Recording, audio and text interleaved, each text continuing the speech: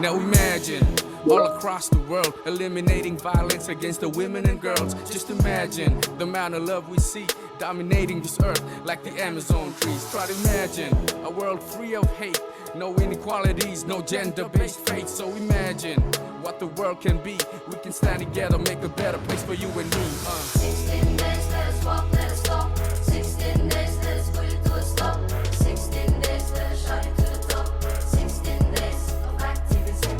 16 days, let us walk, let us stop. 16 days, let us put it to a stop. 16 days, let us shout it to the top. 16 days of activism. 16 days ain't enough. Should be every day. Shout out to all the women around the world. First things first, shout out to all the women around the world. Sparks of the world shine bright in the sky, you twirl. Born for something great, yet people wanna hate. Boy, have a little faith, ain't no time to debate. Listen here, mate, before you know that it's too late. I'm no woman, but I can relate. These are breeders, feeders, leaders, teachers now. Go there and shine, miss. I got 16 days and I got 16 ways. I can shout it all day, but it still won't mean no nothing if I'm all alone in this walk from home. Yeah, I need your help, come and take me home. Yeah, you read it in the morning paper, it's all over the news. Every day you hear another case, but then you gotta choose. It's nothing personal, that's just my opinion. Bottom line, show respect to you women. 16 days, let us walk, let us stop. 16 days, let us put it to a stop. 16 days, let us shout it to the top. 16 days of activism. 16 days, let us walk, let us stop. 16 days, let us put it to a stop. 16 days, let us shout it to the top. 16 days of activism.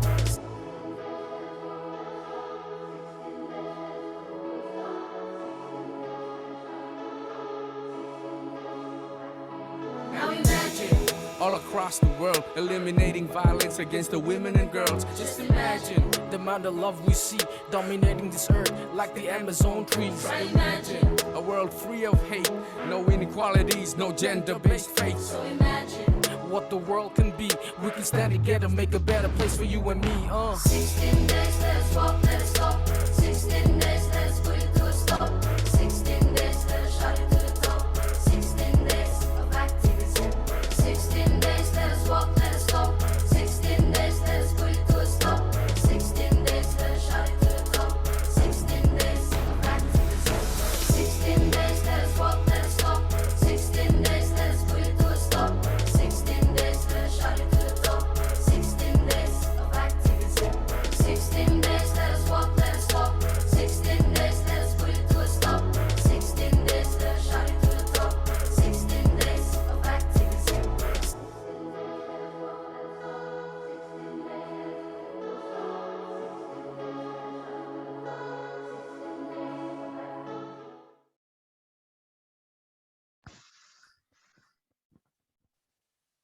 everyone, welcome.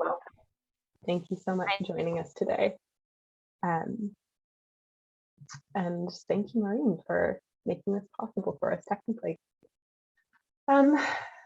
So a few housekeeping things just to kick us off. There is live interpretation in English and Spanish, well, to Spanish. So if everyone in the webinar itself could please use the globe at the bottom of your screen on the bottom right to select the language, either English or Spanish, that you'd like to hear in. Please do that. And if you do have questions for our panelists, you can put them in the Q&A box, which you'll also find at the bottom of the screen. We'll have some time after the main discussion, but not lots. So do leave your questions there and we'll get to as many as we can. Thank you for joining us. And just a note to say, Amina Hirsi is unfortunately not able to join us today. So we're really sorry about that, but we're glad you're here. This year's commemoration of the 16 days of activism against gender-based violence marks 30 years since women's rights activists launched it at the inaugural Center for Women's Global Leadership.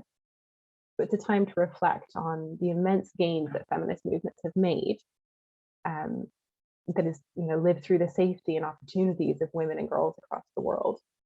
And crucially, it's a time to renew our commitment to end gender-based violence faced by girls and women, including trans women and non-binary people and people from the LGBTQIA+ community. Gender-based violence stubbornly remains one of the world's most pervasive human rights violations, and today we face a setback. The pandemic has seen a reported increase in cases of gender-based violence, especially intimate partner violence, that has led to the loss of lives, injuries, anxiety, emotional distress, and more.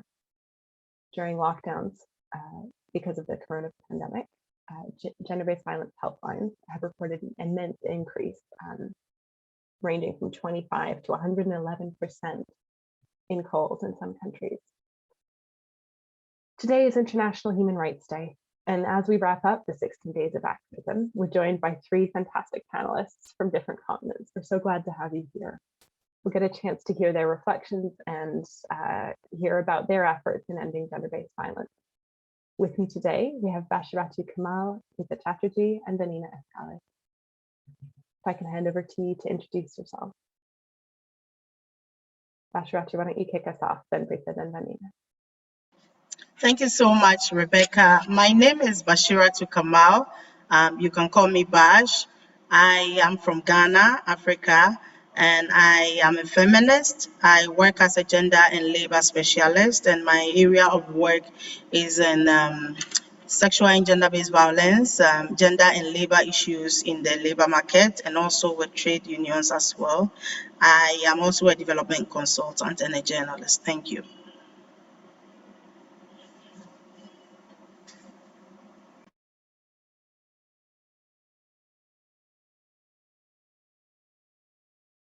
Thank you, Rebecca. I'm done. Thank you, Bash. Preeta, over to you, and then Vanina. Good evening, everyone from New Delhi. My name is Pritha, and I represent an organization called Breakthrough. I consider myself as an evolving feminist, working on the issue of gender equality for the last 12 years. Breakthrough works with young people and adolescents towards making gender-based violence and discrimination unacceptable by transforming the social norms that perpetuate gender-based violence. Look forward to the discussion here. Thank you, Rebecca.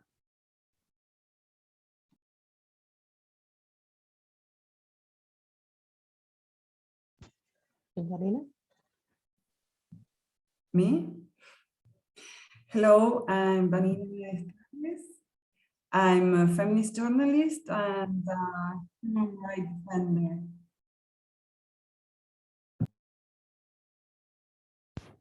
Great. Let's use the same order to start with. So Bash, Preeta, and Vanina, and let's get into the questions. So, Sure. Oh, maybe I should introduce myself. Sorry. My name is Rebecca Shadwick, and I'm a campaigner with Oxfam International, and I work in the Gender Rights and Justice Advocacy and Campaigns team, along with Amina, who sends her apologies. So let's look at our first discussion question. So looking back at the 30 years since the 16 days of activism started, what are the most encouraging markers of progress that you see? And if you can speak to sort of your context, so your country, your continent, that would be really useful to help us get a sense. Ashratu, let's go to you first. Thank you so much, Rebecca, and I wish Amina a speedy recovery as well. I was looking forward to her moderating because I know that for me and her, we have some commonalities based on religion, and some of the issues might also be related to religion in that regard.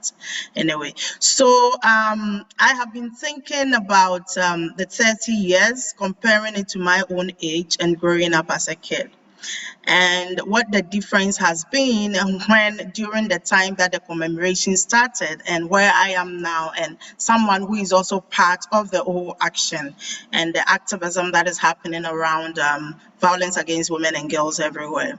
Generally, I think that when I was growing up, I had never witnessed someone reporting a spouse or anyone for any form of sexual and gender-based violence. I had never seen it.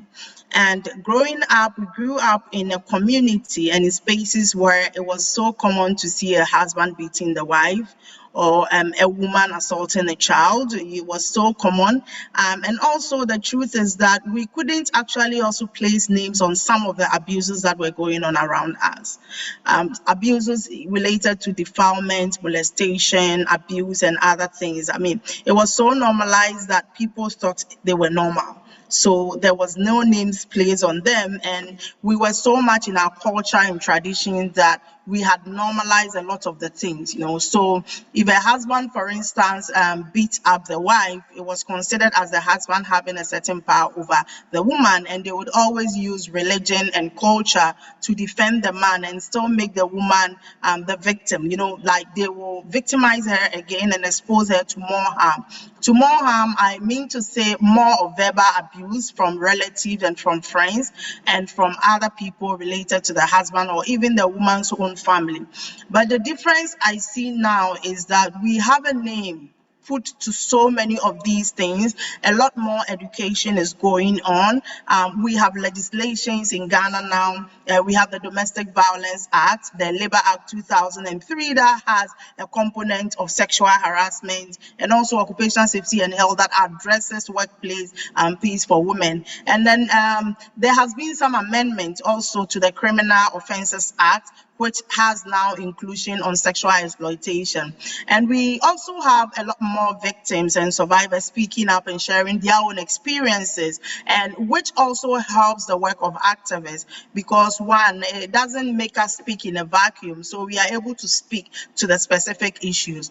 And also there have been structures in place across Africa. So in Ghana, for instance, the Domestic Violence and Victim Support Unit has been established. It is moved from women and juvenile, which is the WAJU, to now Domestic Violence Unit, which is under a unit under the Ghana Police Service where victims can go through. And within the court system, there are desks and there are spaces where cases can be fast-tracked. You know, the only challenge is still with finances and commitment towards ensuring that we do protect women and girls against more violence. Thank you. Okay, so having a name for it and having at least some systems. Preeta, what, by comparison, what do you see as the encouraging markers of progress in your area? Yeah, I'll just connect with what Bashiratu said just now about, you know, this normalization of violence. So what this 16 days campaign has at least done to India is the recognition of violence moving beyond domestic violence, understanding and recognizing the different forms of violence, whether it's physical, psychological, emotional, sexual, etc. And also that there is a need to address those at different levels of the society, whether it's the home, it's the workspace, whether it's public spaces or schools, etc. So I think it has really done a lot of work around not only awareness building, but also create some kind of supporting policy intervention in those contexts. Secondly, if I look back at the 30 years, I would see that the campaign has actually reached out to a broad gamut of stakeholders. The not so usual allies for civil society in their day-to-day work. So we reach out to the private sector, we reach out to donors, journalists, most importantly, government. So the 16 days of activism has really given us that channel of interaction. And it has also moved from a level of awareness generation to making and demanding systems to be more accountable. Because when you campaign with such a strong base of stakeholders supporting your campaign, I think the chances of making change are much more. And if I connect it with the global level campaign that the 16 Days of Activism does across the world, I think it connects the local level priorities with the global level policymaking actions and campaigns. So that connect somehow is very important. And I think it's really evolved in the past 10, 15 years. And the zeal with which people come together, it's just fascinating. And I hope that energy continues. Thanks, Rebecca. Thanks, Beta. So Vanina, what do you see then as the most encouraging progress in Latin America during the 16 days?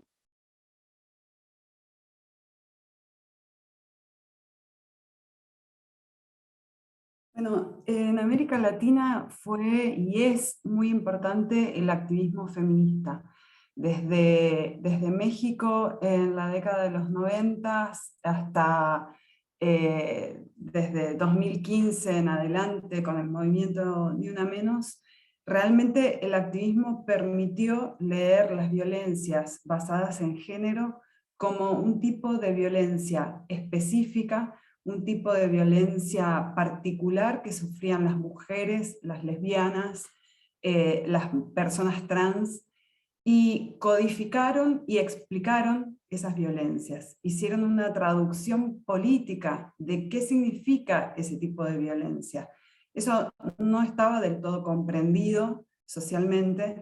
Entonces, el esfuerzo del activismo fue realmente poner la lupa sobre esas violencias y darles una interpretación particular sobre a qué respondía que las mujeres, las lesbianas y las personas trans fueran agredidas por el solo hecho de su diferencia sexogenérica. Eso me parece muy importante. Desde 2015 en adelante, desde el movimiento Ni Una Menos, que partió desde el sur global, desde el sur de América Latina, pudimos hacer que esas lecturas que eran parte de una militancia feminista fueran tomadas socialmente, realmente provocaran un cambio social en la forma de entender las violencias, y que en cada rincón de nuestra América se definan y se detecten las violencias particulares basadas en género. Eso antes no pasaba, eso estaba naturalizado, y ahora no está más naturalizado, eso cambió. También cambió la manera en que el periodismo habla de estos crímenes. Antes se llamaban crímenes... Se llamaban crímenes pasionales, ahora se llaman femicidios y se llaman transfemicidios.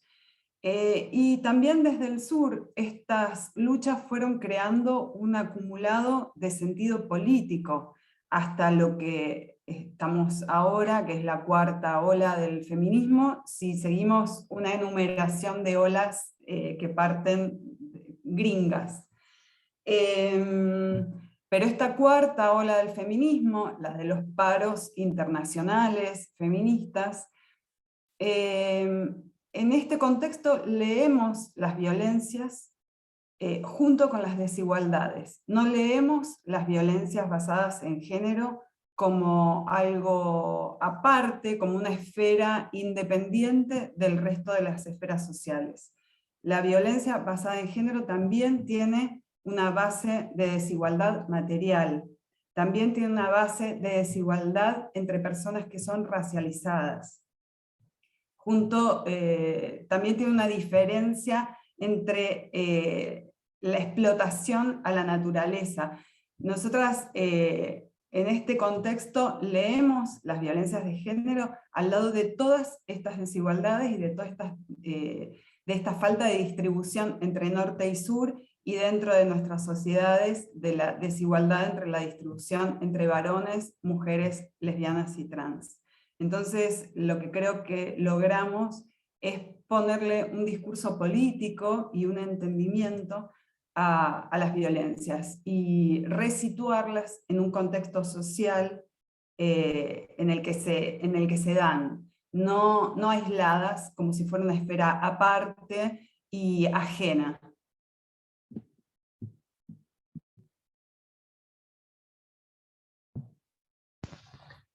Thank you, Daniela. So it's interesting. I heard sort of there are both individual and systemic changes that you've all noted in the way that people understand it, the way that they name it, but also the way that the police or the courts or the politicians or the journalists name it and understand it and start to talk about it. And I heard a couple of really encouraging things about the global local connections and the way that the broader movement gives us, I think one of you said not a vacuum, so we're speaking together, which is really encouraging to hear. I'm going to ask us a less exciting question now, or less encouraging, but I think it's important. What are the strongest or most worrying areas of backlash that you see against women's rights that are stopping this progress in your areas? Let's do the same order. Bash? I think the biggest one is religion and then culture. Religion, because in our part of the world, where we come from, the men have always been in a place of privilege, and by that I want to narrow in to say that they have been the ones who, let me say, are the caretakers of religion. So they also are the ones who mostly reserve the right to interpret what the text is, translated through preaching and sermons and other things. And then they are the ones who are the judges in their own courts as well. So if a woman has an issue, you go to a religious leader who is a male, the religious leader, instead of trying to support you and support the system, will end up interpreting that law or the text to favor him or her, to protect him or her, probably also because they themselves are perpetrators. Then where you go to seek final help from, you have people who are also men. So at every point in time, people are protecting their own privileges and ensuring that they don't lose it at any point in time. Then we also have similar issues with gatekeepers. And by gatekeepers, you know, it's interesting how our society decided to make women the gatekeepers of most of the abuses culturally and traditionally. So anything that is not good in our setting, it is women who take care of it. So if you look at widowhood rights, for instance, some of the things that are done against you, FGM, so it is women who are there. And the fact that people will continuously tell you that I went through it, I didn't die, nothing happened, don't mind them. It makes you complete. It's against the culture. And all of it is also a very big issue we need to deal with. Then going back to the religious text, I'll say that myself, there was a period where in 2019 where we were discussing some of the provisions in the Holy Quran. And there was a text that someone brought up that said that if a woman erred, the husband could hit her.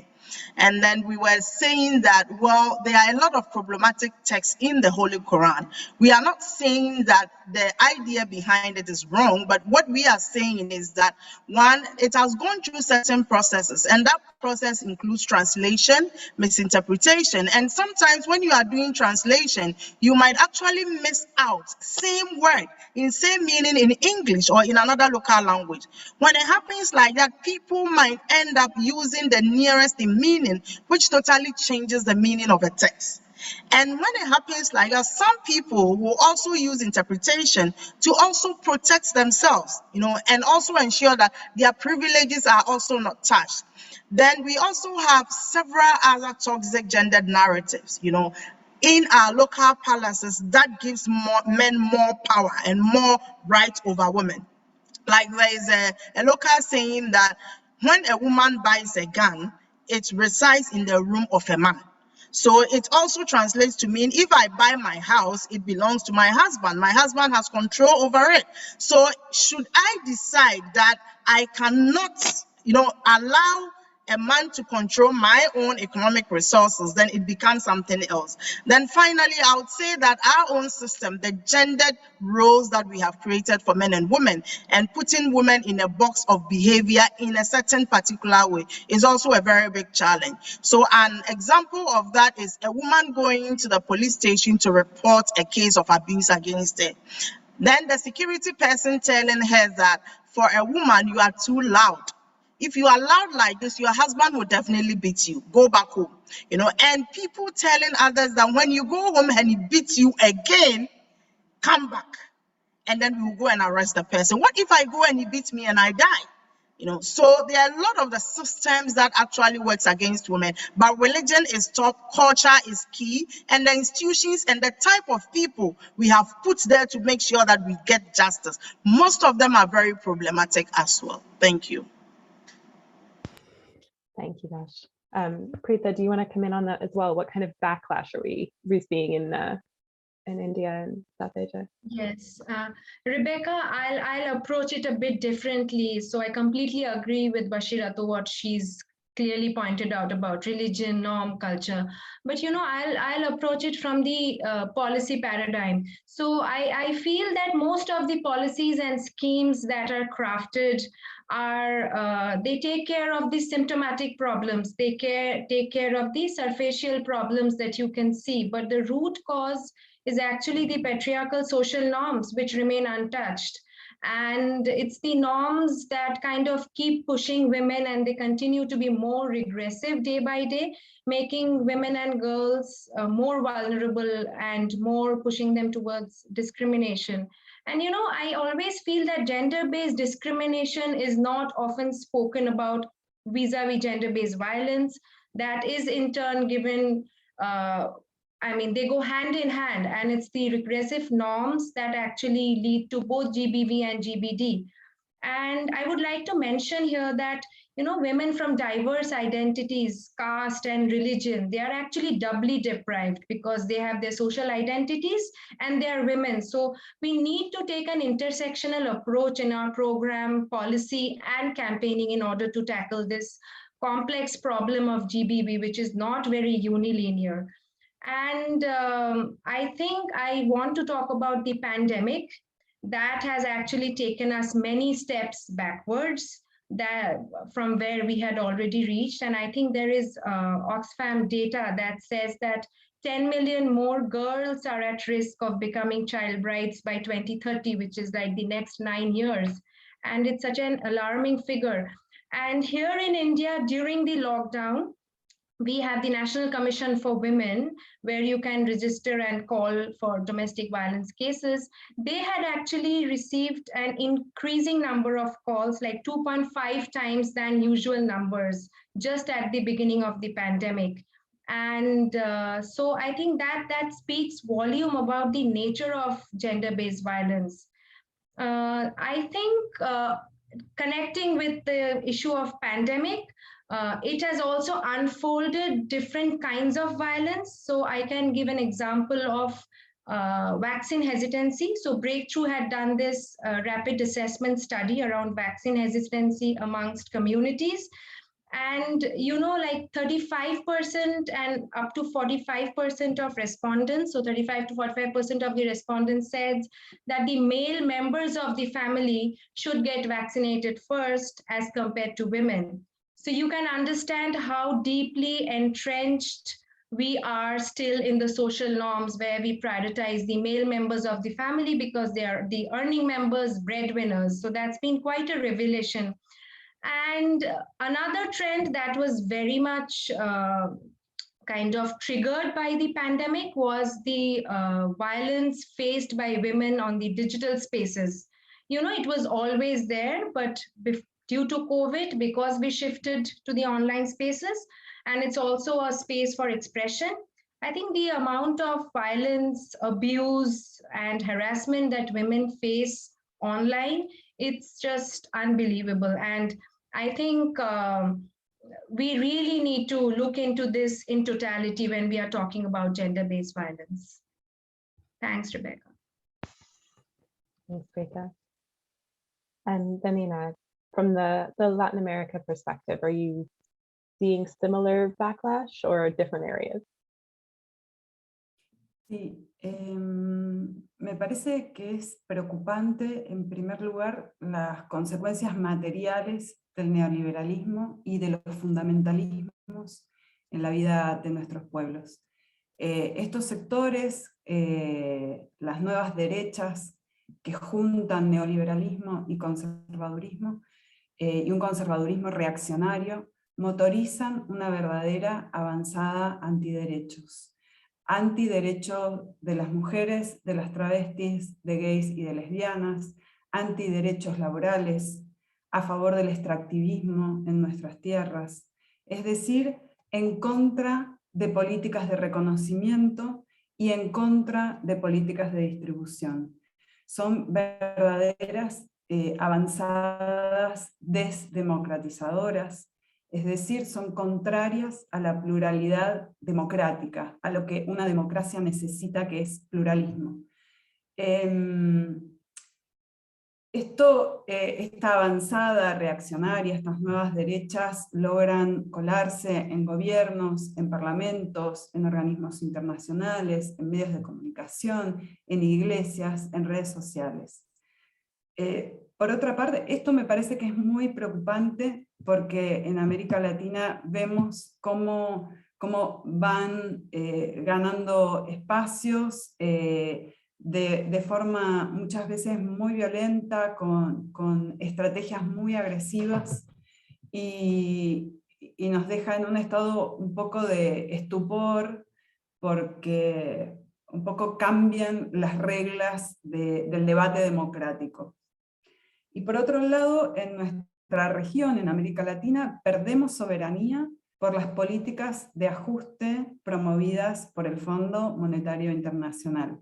Este ajuste se traduce en que tengamos menos escuelas, en que tengamos insuficiente cantidad de escuelas para la primera infancia, que tengamos falta de políticas de cuidados, que tengamos falta de políticas de prevención y atención urgente hacia las violencias por motivos de género. Todas estas políticas y servicios que hacen que las mujeres, como sector empobrecido, sean más pobres aún, estén más empobrecidas aún y tengan menos chances de lograr autonomía y chances de salir de sus contextos violentos. Es decir, en este caso el FMI es contrario y es un obstáculo para los derechos humanos. Me parece que estos ejes, el endeudamiento y la avanzada de esta nueva derecha, son realmente, es lo más preocupante y es en lo que vamos a poder medir este backlash.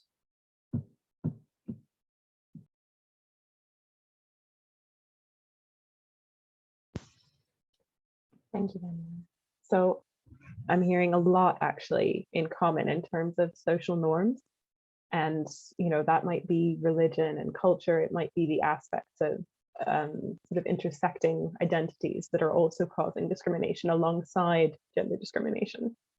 And I think, Danina, you're suggesting that some of the answer to this might be trying to change those norms toward equality, to sort of shift that.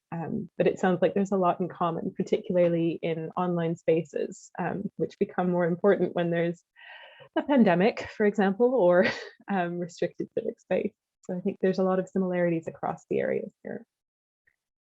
I'd like to ask you now a very similar one, but a little different. So less where there's backlash, and now looking ahead, what are the sort of priority obstacles or challenges you think we need to take on next? If you had to prioritize, what would be the next challenge that we deal with to end gender-based violence? Bash?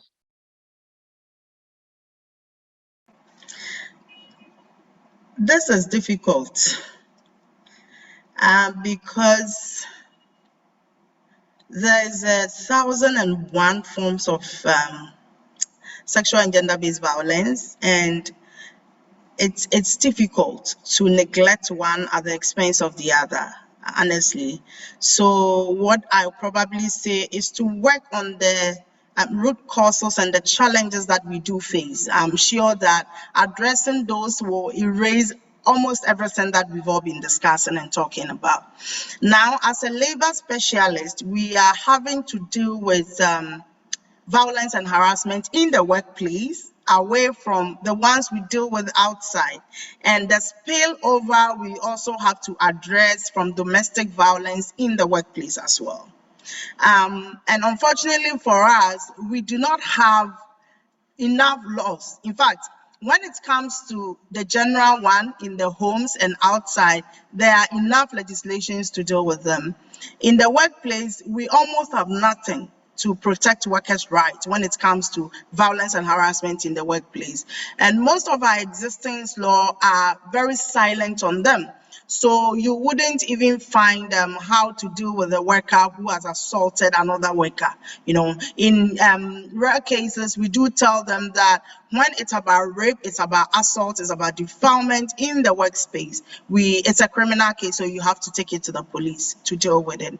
But honestly, I would say that to prioritize every single issue counts, and we need to, because the more you deal with one, then other one surfaces around, you know. So if you deal with assault, people might resort not to beating their wives, but attacking them emotionally, which is also very serious, or economically by taking their monies, wages or anything from them, which is also very dangerous. Then, or compounding them with a lot more of unpaid care work, which hinders their ability to perform at work, which might in effect also affect them. So for me, when it comes to priorities, I think we should do better with the systems and the structures, and also with addressing most of the social institutions that seeks to also perpetuate violence against women as well. Then most importantly is for us to also, like Prita mentioned, look out for the online spaces, what is happening around in the online spaces,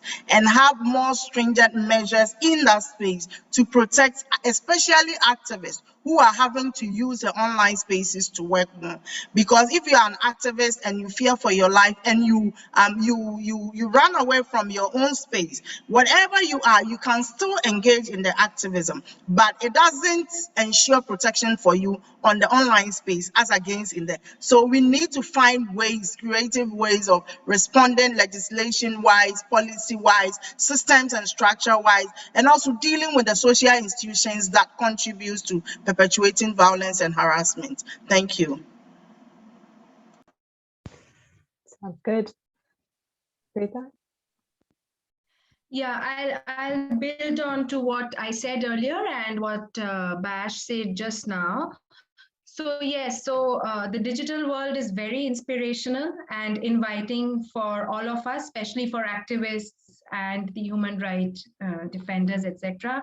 And it's a space for creativity. I would like to say that we need to move beyond looking at cyber laws. And am I audible, Rebecca? Yeah. Yeah, Prita, we can hear you. Yeah, I thought I was not audible. Okay, so I was just saying that we need to move beyond only looking at cyber laws and treat digital violence as a component of the violence and discrimination that we see in the physical lives. And, you know, we saw that almost 50% of Indian women in the cities of India faced online data must have escalated much more during recent days. And also this online space right now, due to the pandemic again, is directly linked with access to opportunities, education, and information. And once girls and women, they face trolling in space, they drop down. They stop using social media, they stop accessing the internet. And especially for adolescent girls, there is parental restrictions as well. So I think we need to recognize this strange connection between patriarchy, access to education, social norm, and the digital space, and act accordingly. My second submission to this discussion will be that I think, should I switch off my video, Rebecca? I'm not sure if I'm audible. You are very audible. We can hear you. It's been working well for us. All right, I think it's just freezing for me then. All right. So quickly, I just wanted to make this second point where I want to say that there is lack of accountability mechanisms, at different levels of the society, whether it's the school, whether it's the workspace, whether it's the public space. So we need to make different stakeholders more responsive and more accountable to change this culture of normalization of violence and discrimination. And the state needs to create a more enabling policy and enabling environment that would actually support women's rights organizations and individuals, and also create a route to justice for the survivors. So essentially moving from a protectionist approach to the role of an enabler and investing in girls' agency and aspirations. Lastly, I feel there is an urgent need for us to look into gender segregated data across different parameters, because that's where some of our advocacy efforts fall flat, because there's not enough gender disaggregated data across cities, countries, states. And I think we really need to push on that front as well. Thanks. Thanks, Geeta. And Vanina, if you have to prioritize the next steps or the next challenges that we tackle, what would you suggest?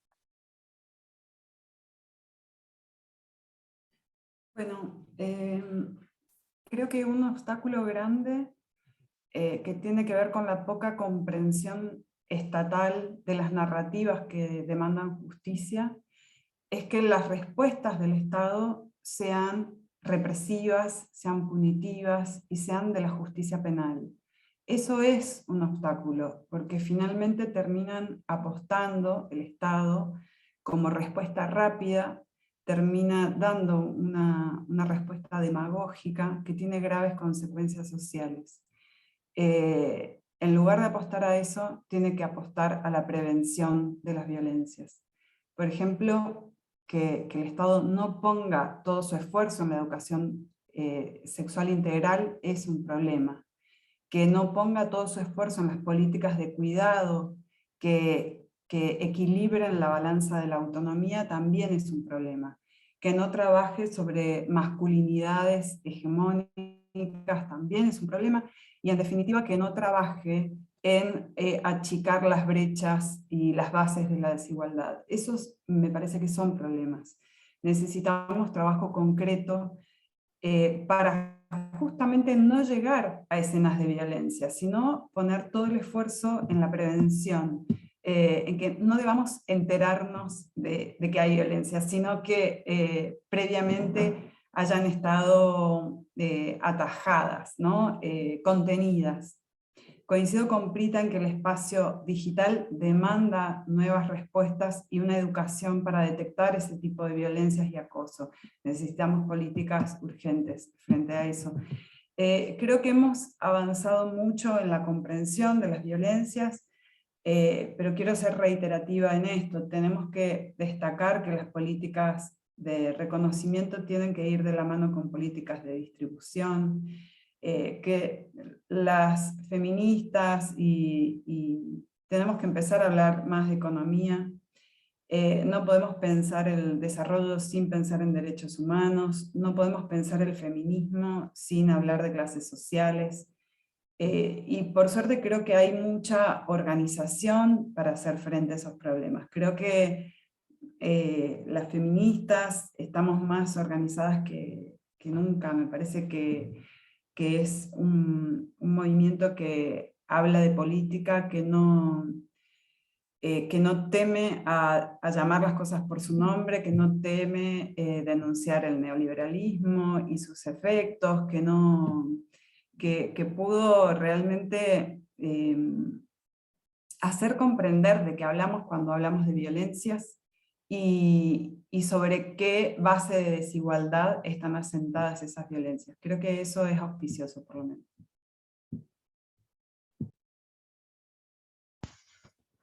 Thank you, Vanina. So I'm hearing some similar things again about social norms, about the online space and treating it as violence, not just online, and about the need for gender disaggregated data. And that's possibly part of the prevention that Dani was just speaking to. I've got a more hopeful question for us to wrap up on before we go to closing remarks. So I'd like to ask you each, looking ahead, what gives you the most hope in this fight? Bash? Well, key is the fact that I see more young people, especially women, persons with disability, identifying as feminist. Where I come from in Africa, and especially in Ghana, it used to be extremely difficult and challenging for people to self-identify as feminist. You wouldn't fit in, and that comes with a lot of violence, but that has changed, and I see a lot of hope in that. Also because it allows for space for people to learn and to be taught, and people to engage more, because our intersectional identities also defines how we are exposed to certain violence as well. And the more you have people from different and diverse backgrounds, it helps you. One, people bring in their different perspectives, and people are able to understand and to be able to also share the word in their own languages as well. Then the other thing I would say is the fact that more victims are becoming bold and speaking up against the issues, and that gives a clue to unsuspecting victims about what they might be exposed to in their various areas as well. Then activism is taking a different form, which is good. Now it is very easy to rely on global solidarity to get things done in your own country without people traveling to Ghana. We are able to put pressure together, and it helps all of us. Then the Me Too movement is one thing that gave a lot of inspirations to women worldwide. Some countries and some people might not have engaged in Me Too in their countries, but they have done work that have been motivated by the actions and the activities which came out of the Me Too movement. Then finally, I would say that literature is also more available now, which makes me very happy. And also, because of literature, I can, one, immediately get to my computer or laptop, get data, get information, and be able to inform myself and also give information and do a lot more comparative analysis when I'm talking about the issues in my own context, which is extremely important because it didn't used to be. How dare you write about gender-based violence in our religious context as well? Then we are able to engage more even in religious spaces. More religious leaders are opening up for us to engage them on it. And what also gives me hope very much as a labor person is the fact that the ILO adopted a new convention in 2019, which seeks to also put its lens specifically on the workplace, which is very important in guaranteeing women's job and income security so that nothing pushes us away from the labor market as citizens of the world. Thank you. Thank you, Bash. And I think that ties nicely what you were saying about information back to what Preeta was saying about the importance of safety in those spaces so that women and girls can connect and others can connect as well to that information. Preeta, do you want to pick up on what gives you hope? Yeah, I think the young people and the youth leadership that we see in the communities that we work with and all around me, especially on Instagram, on Facebook, the kind of actions that young people take whenever it comes to incidents of violence, or also something that is very socially relevant or socially disturbing, the way young people react to that. But also, Rebecca, not really putting the onus totally on them. I think I'm also hopeful about all of us here, because I know we are deeply concerned and we are all doing things that we can in our own capacities in the different sectors that we work, be as a labor union activist, be a journalist, or as civil society members. So I think all that gives me a lot of hope. And I think one of the greatest strengths looking forward for me and for the campaign as a whole and for addressing GBV is people coming together and having this conversation and trying to identify the commonalities and how we move ahead towards a common advocacy agenda is something that I'm really hopeful about. That's great to hear. I like the idea that we give us hope. Yeah. There are 4 of us from different parts of the globe, and I think that's something that I really look forward to. Vanina, what about you? What gives you hope? Bueno, yo confío mucho en la organización social, confío mucho en cómo realmente en los últimos años pudimos hacer cambios, produjimos cambios. También me parece que creo en la idea de utopía y en que tenemos que trabajar en esas narrativas del futuro que queremos. Me parece, yo realmente creo que las palabras hacen cosas y realmente creo que tenemos que empezar a contarnos esas historias de futuro y de la sociedad que queremos en el futuro. Y creo que de a poco lo vamos logrando, y me parece que es muy interesante explorar el camino y el trayecto que vamos haciendo hacia ese futuro que queremos, con más equidad, con bienestar, con ayuda mutua, colectiva. Me parece que tenemos que confiar en esa utopía y también en ir haciéndola en el camino, con prácticas políticas. Creo que no podemos promover lo que no practicamos. Entonces, bueno, creo mucho en esos dispositivos de acción política en el presente, en lo cotidiano, en lo más micro, en lo más vincular, para realmente construir la sociedad que queremos con emancipación, ¿no? Creo que son narrativas de la emancipación y que tenemos que ir practicándolas en el camino. Eso, gracias.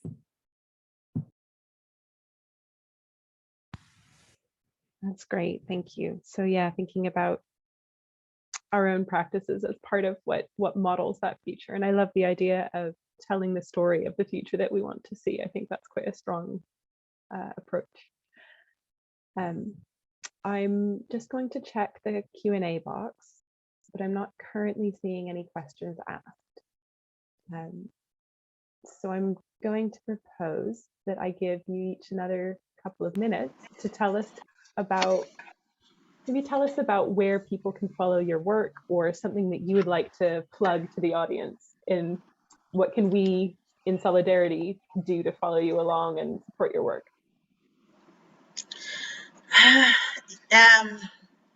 I'll first express appreciation to Oxfam because we do not in any way consider platforms like these ones. We do not take them for granted, you know, because one, aside from being on the panel and talking about the issues and shedding more light, it becomes a literature for people who are looking for information and people who are looking for how to support victims and survivors everywhere to also be able to streamline their own work as well.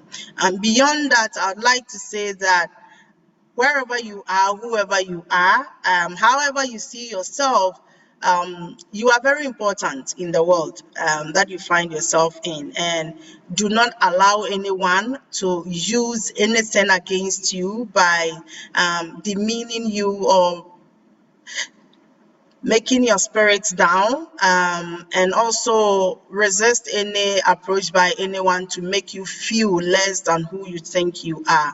Your story is important. You are valid as a person.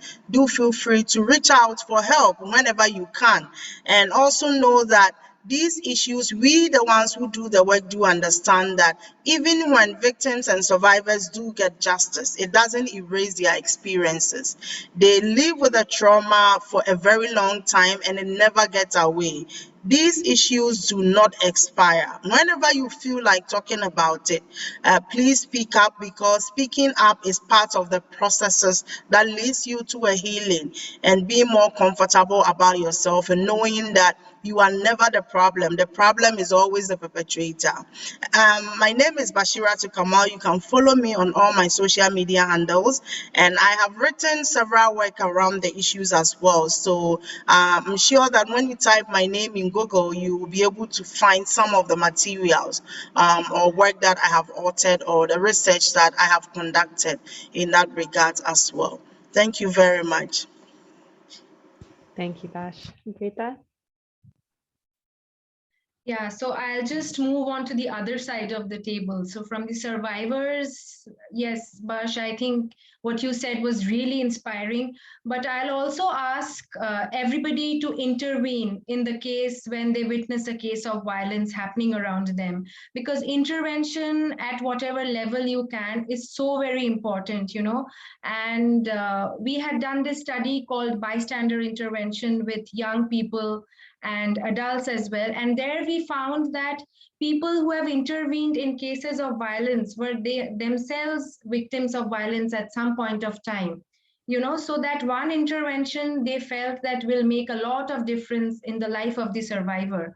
So I think I will just urge everybody to intervene around you whenever you see a case of violence happening, because that gives a lot of confidence to the survivor, and the survivor also has the motivation to speak up for herself, because most of the time the victim of violence is always left alone.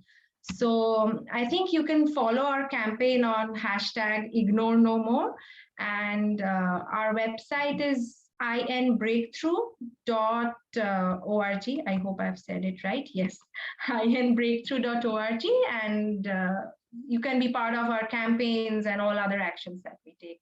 Thank you, Oxfam, for giving us this opportunity. Thank you, Greta. And over to you, Vanina. Where can we follow your work and support you?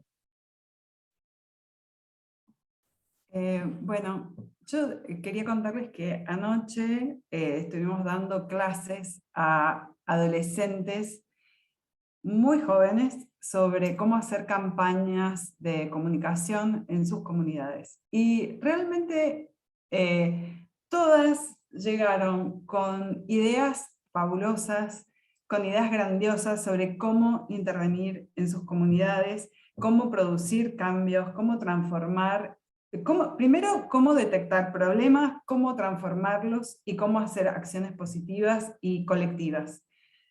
No estaban esperando que el Estado les diera una respuesta para transformar su realidad, sino que ellas pusieron la realidad en sus hombros y decidieron intervenir en ellas. Todas esas cosas me dan me